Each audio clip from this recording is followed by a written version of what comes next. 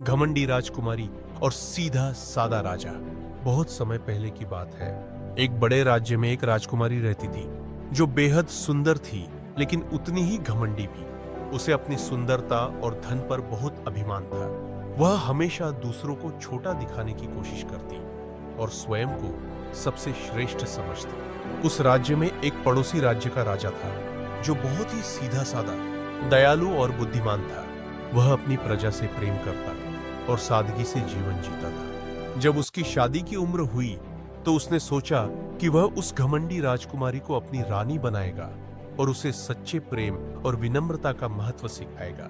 राजा ने अपने दूतों को उस राजकुमारी के पास शादी का प्रस्ताव लेकर भेजा, लेकिन घमंडी राजकुमारी ने उस प्रस्ताव को सुनते ही हंस दिया और दूतों से कहा, एक साधारण राजा मेरी बराबरी नहीं कर सकता। मैं किसी महान और शक्तिशाली राजा से ही विवाह करूंगी। और उसने प्रस्ताव ठुकरा दिया। यह बात सुनकर राजा को कोई क्रोध नहीं आया। उसने सोचा कि उसे सच्चाई का एहसास कराने के लिए समय का इंतजार करना होगा। समय बीतता गया और अचानक राजकुमारी के राज्य पर संकट आ गया। पड़ोसी राज्यों ने हमला कर दिया और उसके राज्य की सेना हार गई। राजा और उसकी प्रजा को राज्य छोड़कर भागना पड़ा। अब राजकुमारी के पास न कोई महल बचा था, न ही उसकी वैभवशाली जिंदगी। वह अकेली जंगल में भटक रही थी, भूखी प्यासी। तभी उसे एक छोटे से गांव में रहने वाले सीधे सादे राजा की याद आई। उसे एहसास हुआ कि उसने जिस राजा का अपमान किया था वही सबसे अच्छा इंसान था।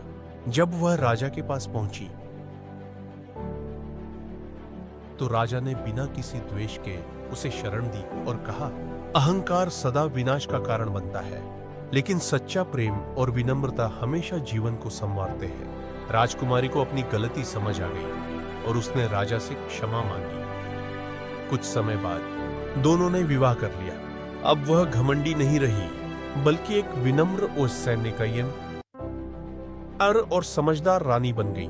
उन्होंने मिलकर अपने राज्यों को फिर से समृद्ध बनाया और अपने लोगों की भलाई के लिए कार्य किया। सीख, अहंकार और घमंड सदा पतन का कारण बनते हैं, जबकि सादगी, प्रेम और विनम्रता सच्ची सफलता और सुख देते हैं।